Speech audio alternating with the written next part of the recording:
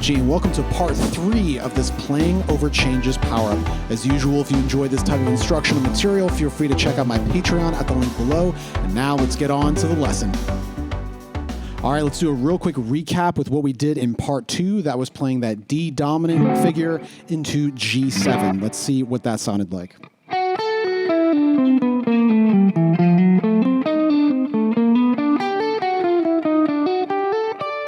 That's what we did in the previous video. Today we are starting from this top note, and the two chords that we are going to be playing are going to be C major 7 to be specific, and then F sharp minor 7 flat 5, or half diminished, however you want to call it. That would be like the 4 chord of the key into the 7 chord of the key, if you want to think about it like that.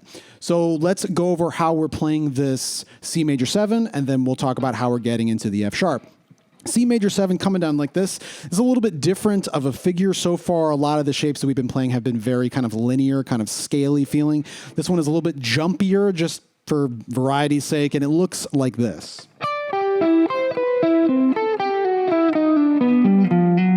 And then when we hit this note, this F sharp, that begins the next chord, the F sharp minor 7 flat 5. So let's go over what we're doing for the C. So we're coming down with these little shapes. Those are the first two. This first shape is kind of playing C majors 2, 5, 3. That's the first one.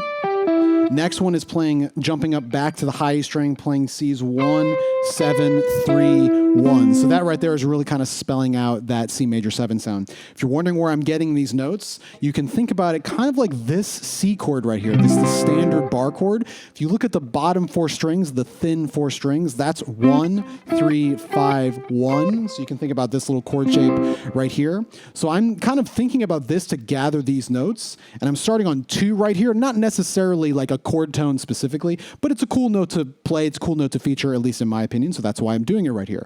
I'm coming down like this. See this little shape? Very similar to this.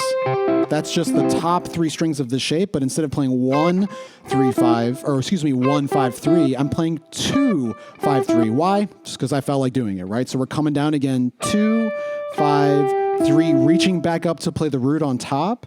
Then we're reaching up here to play 7, 3, 1. So that little shape right there, just a very simple little major 7 voicing with no 5, just 7, 3, and 1. And I'm getting to it by playing this 1 up top. 1, 7, 3, 1. Of course, there are a lot of different ways you can play this. You can play 1, 7, 3, 1 like that, just skipping the B string. That's a little tricky. I kind of like that shape a little bit better because that allows my right hand to do like a single kind of sweep motion to grab all of those notes. So the first one, just to go over real quick technically what I'm doing, this little 2, 5, 3 shape of C major, I'm doing a downstroke, then 1 single upstroke to play the next 2 strings. Sort of the same thing coming down on the next one. Downstroke up here on the high E string for the root, then playing 1 upstroke for the 7th, 3rd root, like that. So it looks like this.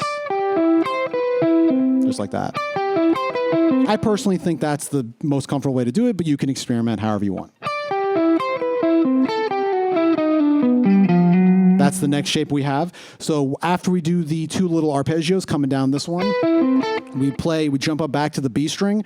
We're now on the 6th of C, but we're simply playing that note to get to this note on the next downbeat. Why would we want to play this note on the next downbeat? Because that is C's 5th. How do I know? Because I can see it right here in the chord. 1, 2, 3, 5 right there. So we're just targeting that note on the downbeat. This note is also on the downbeat too, if you want to dive in a little bit further into that kind of stuff. This is the 7. Why would I put the 7 on the downbeat? Because that's the chord I am implying, C major 7, right? A major chord with a 7. So I'm putting that note on the downbeat. So after that, after I land on this note, the 5 of C, the G, moving back a fret, that's like the sharp 4 of C, which is a note we can absolutely play because we're playing C as a 4 chord. 4 chords have sharp 4s, so we can easily do that. I'm doing a little chromatic move right there to bring me down to D right here. Why would I play D? That's C's 2, another note that I'd like to feature, just like I featured in the very beginning, starting on it. So we're walking down again, hitting this F sharp, chromatic, from E, E flat to D.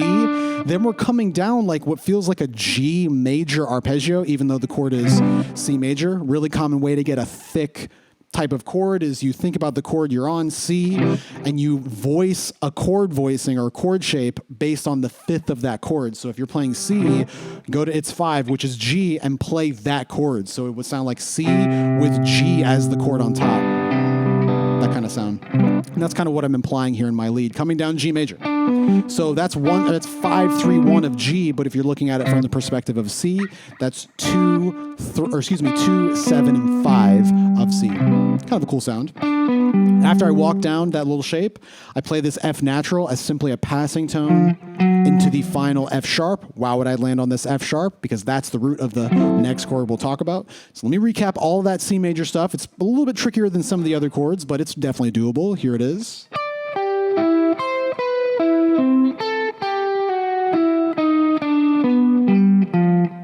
And then we end right there. So one more time, down this little arpeggio, down the next one. Real quick passing note, this A to the G. Then from the G, F sharp, E, passing tone to the D. Walk down what feels like a G major arpeggio. Just like that. Real quick little F passing tone, leading us into the F sharp, the first note of the next shape. I'll play that one more time.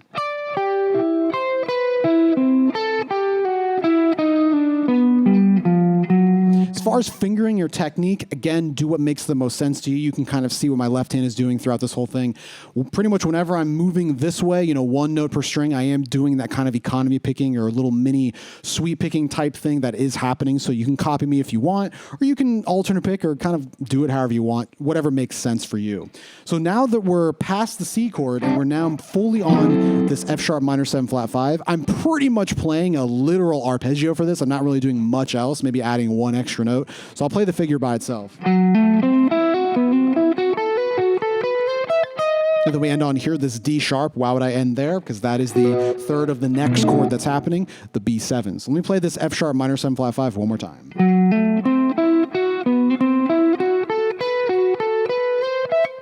So you can kind of hear a pattern happening when I play that, right? So I'm not necessarily really thinking about the chord tone stuff right here because I'm literally just playing an arpeggio. Like I'm bound to play the chord tones because that's mostly all I'm playing. I'm more thinking about a pattern in this case. So if you can kind of hear what I'm doing, it sounds like I'm playing maybe groups of a certain number. 1, 2, 3, 4, 5, 1, 2, 3, 4, 5, 6, 1, 2, 3, 4, 5, right? Just little kind of staggered groups of notes, however you want to think about it. I kind of like this type of thing. It kind of gives the line like a different shape every time, and it's just kind of nice variety. And it's a fun way to run through the shapes instead of just playing like a literal arpeggio just up and down. You can kind of stagger the shapes a little bit. Sounds pretty cool. So what are the notes I'm playing?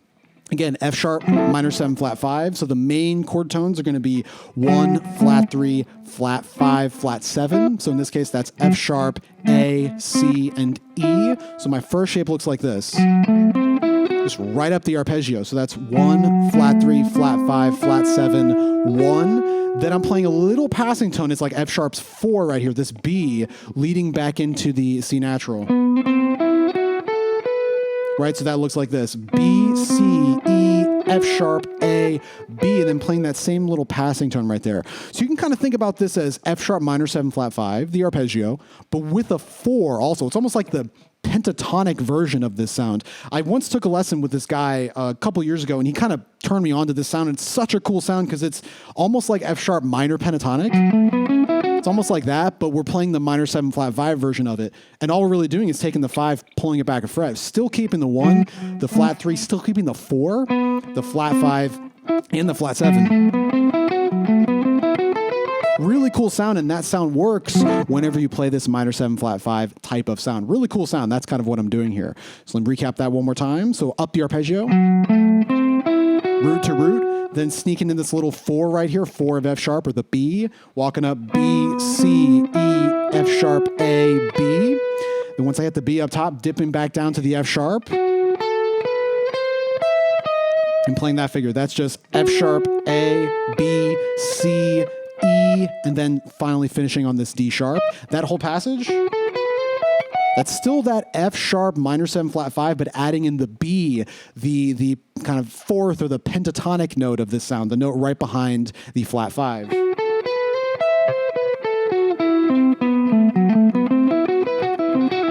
Really cool sound. It kind of, when I was younger, I liked the sound, but I didn't really ever experiment with other notes other than just the straight up arpeggio. So once I got turned on to this sound, I really like it. It flows really well, feels very pentatonic-like, but again, it's a completely different sound. So let me play that whole passage one more time.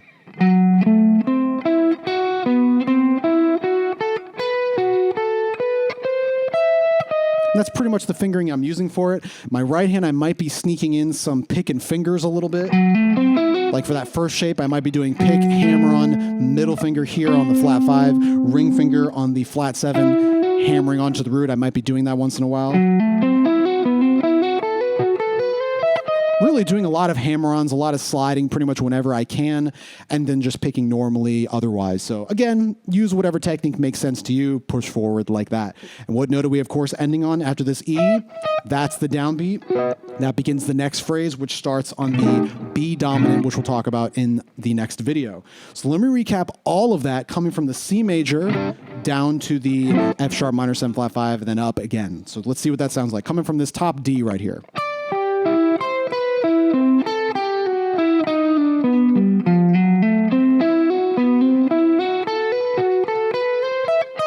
One more time, a little slower.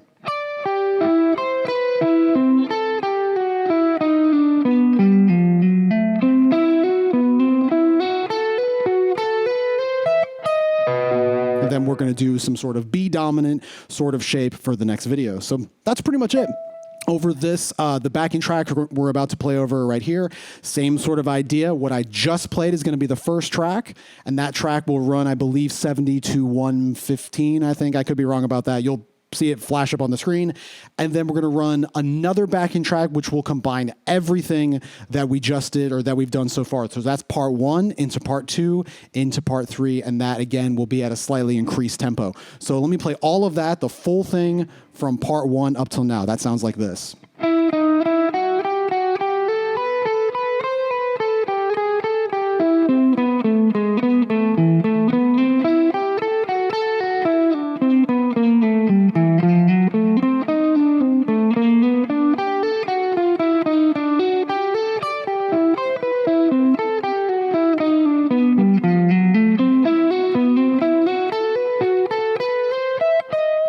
I know it's a lot, seems like a lot of moving parts, and it sort of is in the beginning, but once you get everything down, everything flows pretty well, and you can really hear you travel through those chord changes, which again is the whole point of this power-up, for you to really see and hear and feel what it's like to travel through the changes as it happens.